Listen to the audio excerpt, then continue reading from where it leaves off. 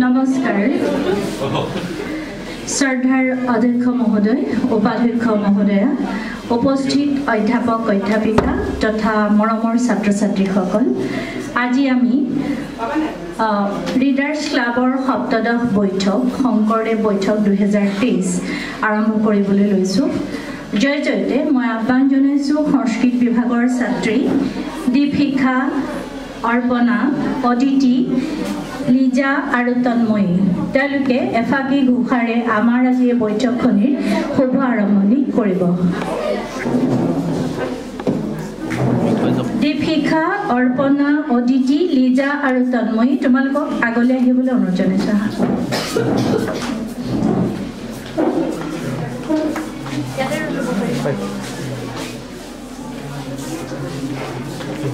Sabade, itu cabang.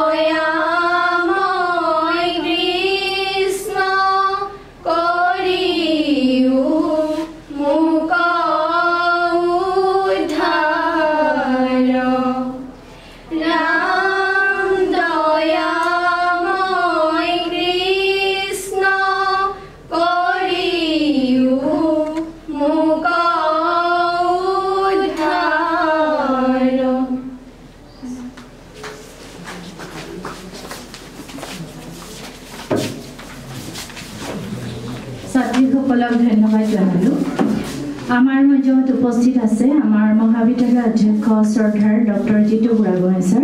ছাৰক মই মঞ্চত আসন গ্ৰহণ কৰিবৰ কাৰণে অনুৰোধ জনাইছোঁ উপস্থিত আছে উপাধ্যক্ষা শ্ৰদ্ধাৰ চন্দনা গগৈ বাইদেউ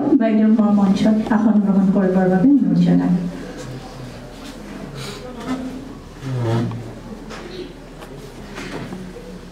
আমি আগবাঢ়িছোঁ সম্বৰ্ধনা জ্ঞাপন কাৰ্যসূচীলৈ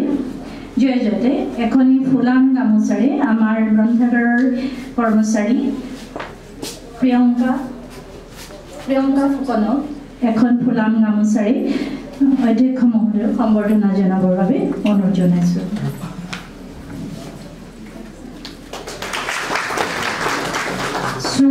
শেহতীয়াকৈ এখন ফুলাম গামোচাৰে উপাধ্যক্ষা মহোদয়ক সম্বৰ্ধনা জনাব।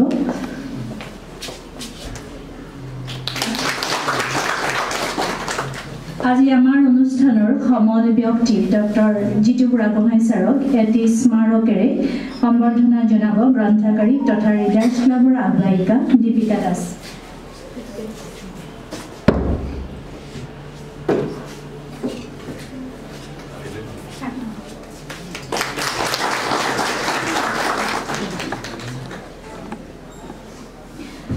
ধন্যবাদ। ইয়াৰ পাছতে আমি আগবাঢ়িছোঁ পাছৰ কাৰ্যসূচীলৈ। উদ্বোধনী ভাষণ প্ৰদান কৰিবৰ কাৰণে মই আমাৰ উপাধ্যক্ষা চন্দনা গগৈ বাইদেউক অনুৰোধ জনাইছোঁ। বাইদেউ।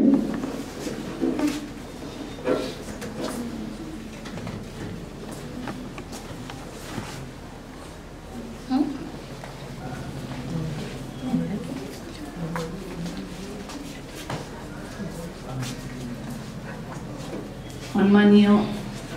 আমাৰ মহাবিদ্যালয়ৰ অধ্যক্ষ মহোদয় ডক্টৰ বুঢ়াগোহাঁই ছাৰ, ৰিডাৰ্ছ ক্লাবৰ বিষয়ববীয়াসকল, মোৰ সন্মানীয় সতীৰ্থসকল আৰু মৰমৰ ছাত্ৰ ছাত্ৰীসকল, আজি আমি ৰিডাৰ্ছ ক্লাবৰ শংকৰদেৱ বৈঠকত উপস্থিত হৈছোঁ। আজি ইয়াত আমাৰ অধ্যক্ষ মহোদয়ে এটা মনোগ্ৰাহী বক্তৃতা প্ৰদান কৰিব, সেইখিনি আমি আটাই উপভোগ কৰিম। স্কুলত মই বিশেষকৈ শংকৰদেৱৰ ৰচনা লিখা মুখস্থ কৰা মনত আছে, সেই গোটেইখিনি আজি এটা ৰিভিজন হ'ব। তাৰ বাবে মই ছাৰলৈ শুভেচ্ছা জ্ঞাপন কৰিছোঁ। আৰু কেইবাটাও কাৰ্যসূচী আছে বুলি শুনিছোঁ। এটা হৈছে শ্ৰেষ্ঠ পঢ়ুৱৈ বঁটা, এইটো এইবাৰ ছাত্ৰ ছাত্ৰীৰ লগতে আমাৰ শিক্ষকসকললৈও এটা বঁটা দিব বুলি শুনিছোঁ। তাৰপিছত ইটো কাৰ্যসূচী আছিলে স্মৃতি গ্ৰন্থ, নহয় জানো, উদ্বোধন, জাৰ্নেল উদ্বোধন। এই আটাইকেইটা কাৰ্যসূচী যাতে সুচাৰুৰূপে সম্পন্ন হৈ যায় তাৰ বাবে মই শুভেচ্ছা জ্ঞাপন কৰিলোঁ। শেষত সকলোলৈকে ধন্যবাদ জ্ঞাপন কৰি মই মোৰ বক্তব্য ইমানতে সামৰিছোঁ। ধন্যবাদ।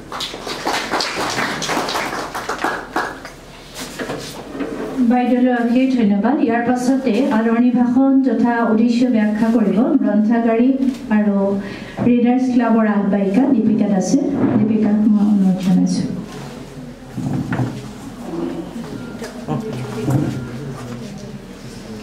সন্মানীয় আমাৰ মহাবিদ্যালয়ৰ অধ্যক্ষ মহোদয় তথা আজিৰ মূল বক্তা আৰু উপাধ্যক্ষা মহোদয়া, আমাৰ সন্মানীয় অধ্যাপক অধ্যাপিকাসকল আৰু মৰমৰ ছাত্ৰ ছাত্ৰীসকল, আচলতে আজি যদিও সপ্তদশ বৈঠক আমাৰ গ্ৰন্থাগাৰৰ পৰা ৰিডাৰ্ছ ক্লাবৰ যিটো উদ্যোগত অনুষ্ঠিত হৈছে, এইটো আমি প্ৰথম যিখন বৈঠক পাতিছিলোঁ সেইখন আমাৰ শংকৰদেৱ বৈঠক আছিলে। কিন্তু আজি যিটো আমাৰ বিষয়ৰ লগত আমাৰ শংকৰদেৱ বৈঠক আকৌ এবাৰ পাতিবলৈ দাবী আচলতে আহিছে। এইটো শংকৰদেৱ বৈঠক 2 আৰু আচলতে শংকৰদেৱ বৈঠক 3ও হ'ব। আমাৰ মাজতে আছে আমাৰ অদিতি বৰুৱা বাইদেউ, তেখেতে শংকৰদেৱৰ ভক্তি ৰত্নাকৰ কিতাপখনক লৈ পেলাই PhD কৰিছে। আমি খুব আশা পালি আছোঁ বাইদেউক এদিন মাতি আমি সেইটো শুনিম, সেইটো আমাৰ আশা মনত আছে। গতিকে উদ্দেশ্যটো এইটোৱে যে ৰিডাৰ্ছ ক্লাবৰ এই বৈঠকবোৰৰ যে তোমালোকে এই বিষয়বোৰৰ শংকৰদেৱ হওক, মাধৱদেৱ হওক বা লক্ষ্মীনাথ বেজবৰুৱা হওক, যিয়ে আমাৰ অসমীয়া সাহিত্য আৰু সংস্কৃতি ইয়াত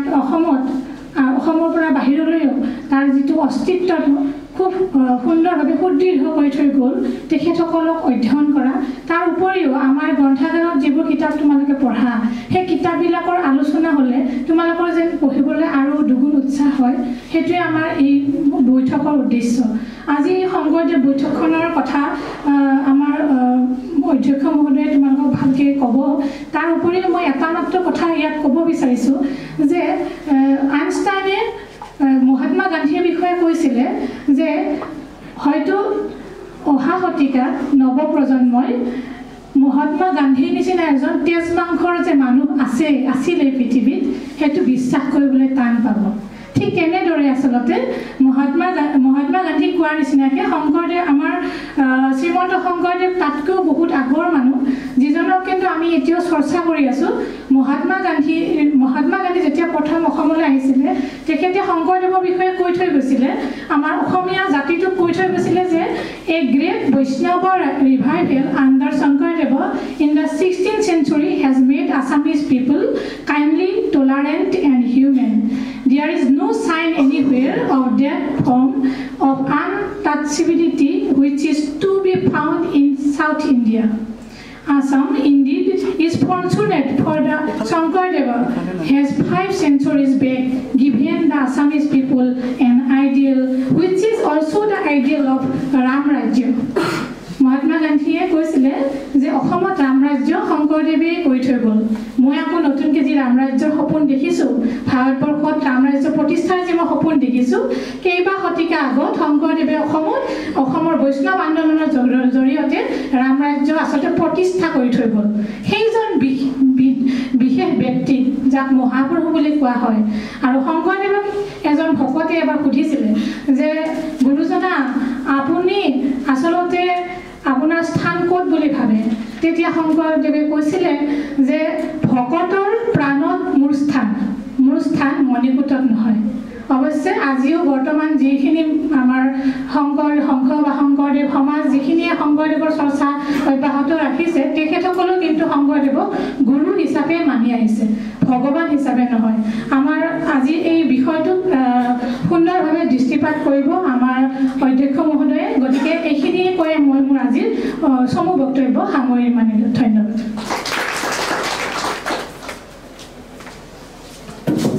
ধন্যবাদ দীপিকা আমাৰ অতি আনন্দৰ বিষয় আজি আমাৰ এই বৈঠকখনত সৰ্বগুণাকৰ শংকৰদেৱ এই শীৰ্ষক বক্তৃতা প্ৰদানৰ বাবে আমাৰ শ্ৰদ্ধাৰ অধ্যক্ষ মহোদয় আছে আমাৰ মাজত তেখেত ইতিপূৰ্বে নামৰূপ মহাবিদ্যালয়ত অধ্যক্ষৰ আসন শুৱনি কৰি অতি কৃতকাৰ্যতাৰে আহি আমাৰ মহাবিদ্যালয় অধ্যক্ষ আসনত আছেহি লগতে আমি তেখেতৰ এটা অধ্যয়ন পুষ্ট মনৰ চিনাকি বিভিন্ন ভাষণৰ জৰিয়তে বা আমাৰ লগত হোৱা বিনিময়ৰ জৰিয়তে গম পাওঁ তেখেতক উষ্ণ আদৰণি জনাইছোঁ ৰিডাৰ্ছ ক্লাবৰ এই বৈঠকখনলৈ আৰু মই ছাত্ৰ ছাত্ৰীসকলৰ জ্ঞাতাৰ্থে তেখেতৰ চমু পৰিচয় দাঙি ধৰিব বিচাৰিছোঁ তেখেতে HSM BSc জগন্নাথ বৰুৱা মহাবিদ্যালয়ৰ পৰা কৰিছে MSc in Botany from Dibrugarh University, PhD from Department of Molecular Biology and Biotechnology, Tezpur University, in the topic Assessment of Biodiversity of Medicinal Plants, Cytological, Biochemical and Molecular Characterization of a few major plants. ইতিমধ্যে তেখেতৰ তিনিখনকৈ গ্ৰন্থ প্ৰকাশ হৈছে এখন হ'ল assessment of biodiversity of medicinal plants এথন' plants of Assam আৰু আনখন ট্ৰেডিশ্যনেল পাইথ'থেৰাপি আৰু নেশ্যনেল আৰু ইণ্টাৰনেশ্যনেল তেখেতৰ পেপাৰ কেইবাখনো পাব্লিছ হৈছে তাৰ সংখ্যা প্ৰায় 12তকৈও অধিক ইতিমধ্যে তেখেতে অধ্যয়নশীলতা বা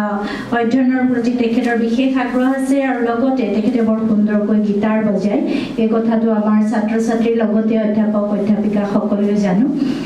গতিকে ছাৰক আমাৰ মাজত পাই আমি অতি আনন্দিত আৰু তেখেতে এই বৈঠকত সৰ্বগুণাকৰ শংকৰদেৱ এই শীৰ্ষক বক্তৃতা প্ৰদান কৰিবৰ কাৰণে মই ছাৰক অনুৰোধ জনাইছোঁ ছাৰ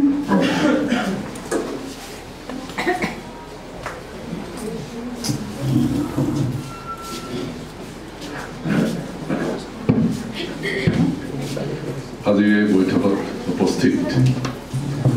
সকলোকে মই নমস্কাৰ জনাইছোঁ আৰম্ভণিতে এটা কথা কৈ থৈছোঁ যে মই কোনো সংঘৰ সদস্য নহয় বা তেনেকুৱা সংঘ তেনেকুৱা প্ৰতিষ্ঠানৰ মই অনুগামীও নহয় মই কোনো ভকত বৈষ্ণৱো নহয় বা আধ্যাত্মিক দিশতো মই খুব মানে যে অনবৰতে লাগি থাকোঁ সেইটোও কথা নহয় তেনেকুৱা কোনো কথা নাই মাত্ৰ মই আচলতে যিখন সমাজত বাস কৰি আছোঁ বা যিখন সমাজৰ পৰা আহিছোঁ তাত শংকৰদেৱৰ প্ৰভাৱ কিছু আছে অৱশ্যে শংকৰ কোনো কথা নাই তাত মহাপুৰুষ সৰুতে কোনো কথাই নাই কিন্তু যিখন সমাজত আহিছিলোঁ সৰুতে দেখিছিলোঁ সেইখন হ'ল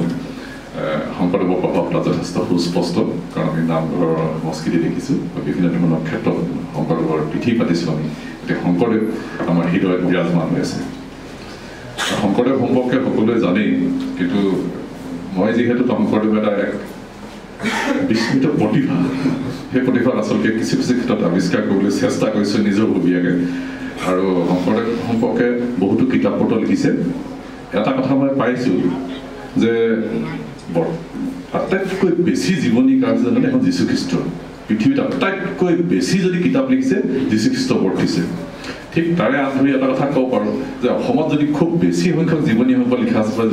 আছে সেয়া হ'ল শংকৰদেৱ গতিকে মই এই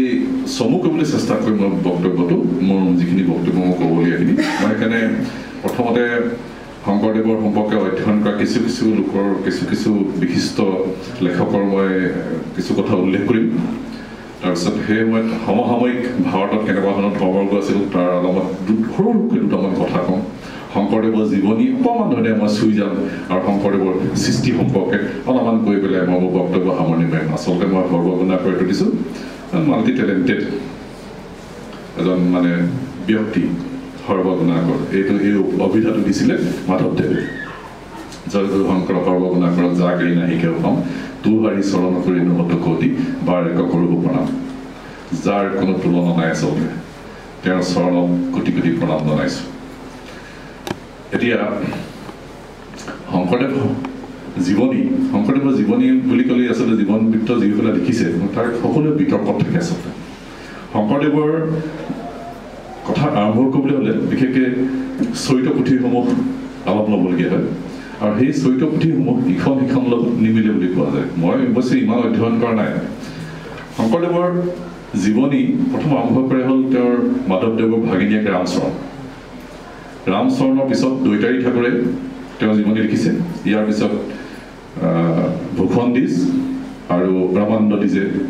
জীৱনী লিখিছে শংকৰদেৱৰ জীৱন চৰিত্ৰ কিন্তু এই জীৱন চৰিত্ৰসমূহ বেছিভাগে হ'ল প্ৰশস্তি গাথা আৰু অলৌকিক কথাৰে পৰিপূৰ্ণ আৰু এটা কথা যে শংকৰদেৱৰ যিটো আচলতে জন্ম তাৰিখ সেইটো কোনো চৰিত্ৰ পুথিত নিমিলে অলপতে এখন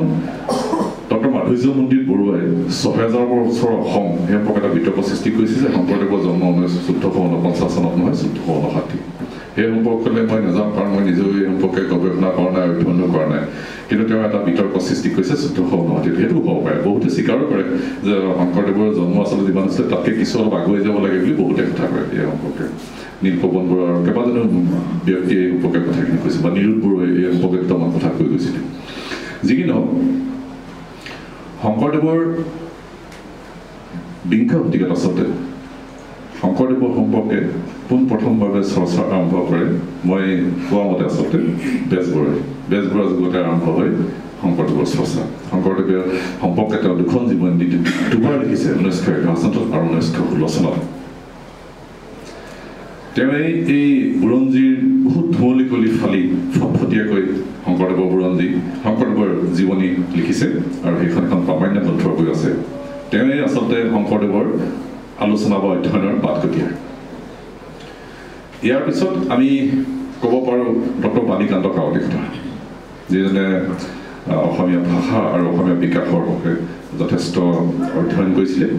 তেওঁ এই সম্পৰ্কে শংকৰদেৱ আৰু বৈষ্ণৱ সাহিত্যৰ ওপৰত কিছু খুব মূল্যৱান কিছু বিদ্যায়তনিক প্ৰবন্ধ লিখি থৈ গৈছে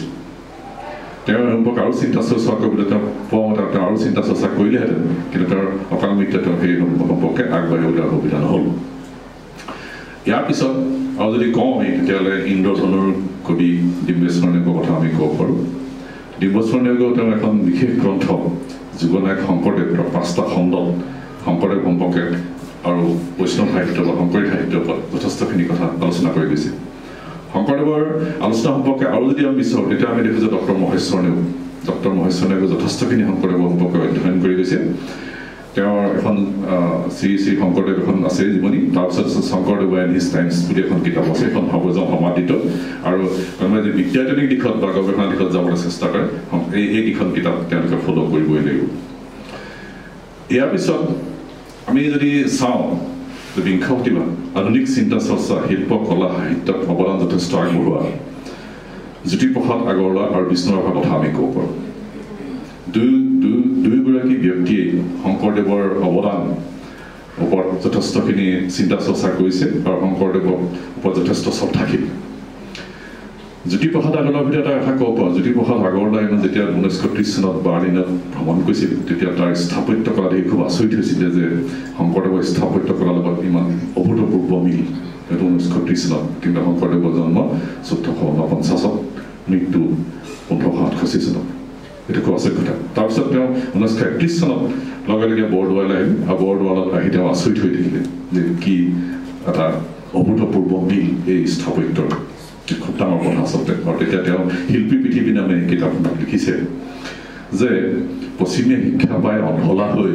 আচলতে ঘৰৰ প্ৰতিভাক মই চিনি নাপালোঁ আজিহে মোৰ চকু মুকলি হ'ল মোৰ যিটো গৰ্ব অহংকাৰ ধুলিচাত হৈ গ'ল আজিহে মোৰ চকু মেলত আৰু আজিৰ পৰাহে মই প্ৰকৃততে অসমীয়া হ'ল ঠিক তেনেকৈ বিষ্ণুপ্ৰসাদ ৰাভাও তেওঁৰ সংঘাতপূৰ্ণ জীৱন শংকৰদেৱৰ বৈপ্লৱিক আদৰ্শ আৰু সাংগঠনিক ক্ষমতাত তেওঁ অভিভূত হৈ পৰিছিল তেওঁ লিখিছিল তিনিটা কথা এটা কথা লিখিছিল যে এই পৃথিৱীত তিনিজন মহাপুৰুষ হ'ল কৃষ্টি আকৰ এজন হ'ল শ্ৰীকৃষ্ণ তেওঁ কি নাজানিছিল গীত নৃত্য ধনুৰ্বিদ্যা ৰাজনীতি সকলো আছিল শ্ৰীকৃষ্ণ 2 নম্বৰ এজন আছিল সেয়া লিঅ'নাৰ্ডো ডা ভিঞ্চি তেওঁ কি নাছিল